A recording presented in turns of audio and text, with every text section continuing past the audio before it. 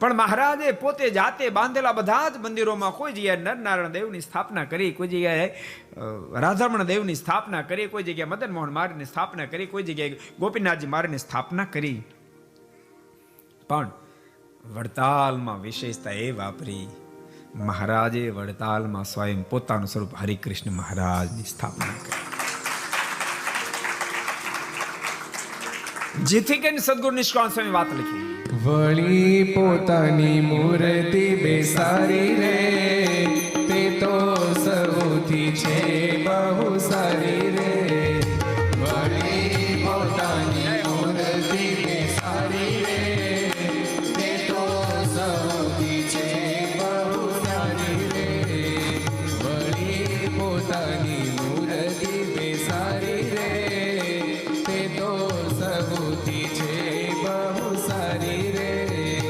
વળી પોતાની મૂર્તિ બેસારી રે, તે તો સૌથી છે બહુ સારી રે.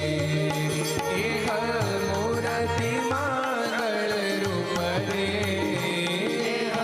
મૂર્તિ વિશ્વાસના શબ્દો છે, આ મૂર્તિ મહામંગળ રૂપ છે. ભક્તો, હરિકૃષ્ણ મહારાજની બાબતમાં શું કહેવું?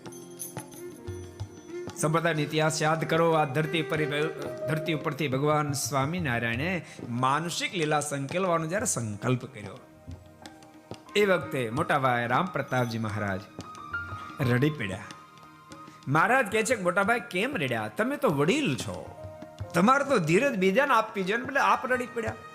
ત્યારે રામ પ્રતાપભાઈના મુખમાંથી શબ્દ નીકળ્યા, માલિક, આપ આ લોકમાંથી વિદાય લેશો.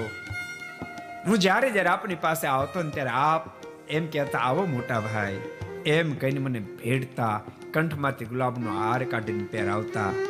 હવે મને કોણ એમ કહે છે, આવો મોટા ભાઈ, કોણ કંઠમાંથી ગુલાબનો હાર કાઢીને પહેરાવશે? કોણ મને પ્રેમથી ભેટશે? મહારાજ કે આટલો જ પ્રશ્ન છે ને? હા, આટલો પ્રશ્ન. અરે આટલા પ્રશ્નમાં આપ શા માટે નારાજ થાવ? જાઓ, અમે તમને વચન આપીએ છીએ. આપ જ્યારે જ્યારે વડતાલ આવશો, અમારું સ્વરૂપ હરિકૃષ્ણ માર્ગને આગળ ઉભા રહેશો, એ મૂર્તિમાંથી અમે મૂર્તિમંત પ્રગટ થશું અને તમને બોલાવશે, આવો મોટા ભાઈ, અને કંઠમાંથી ગુલાબનો હાર કાઢીને તમને પહેરાવીને બાથમાં ઘાલીને ભેટશું. જાઓ, આ ધરતી ઉપર આપ રહો, જેટલી વાર વડતાલ આવો એટલી વાર જાઓ, તમને હું રાજી કરીશ. આ મારું વચન છે. એવું અદ્ભુત હરિકૃષ્ણ માર્ગનું સ્વરૂપ. ભગવાનના ભક્તો જેટલા આપણા ઘર સભા સાંભળતા બધાને મારી ભલામણ છે, એ પછી ગમે તે દેશમાં રહેતા હોય, પ્રત્યેક હરિભક્તના ઘરમાં હરિકૃષ્ણ મારની મૂર્તિ હોવી જોઈએ, હોવી જોઈએ, હોવી જ જોઈએ. પ્રત્યેક હરિભક્તના. બીજા અનેક સ્વરૂપો મહારાજના બિરાજતા હોય, પણ હરિકૃષ્ણ મહારાજ તો હોવા જ જોઈએ.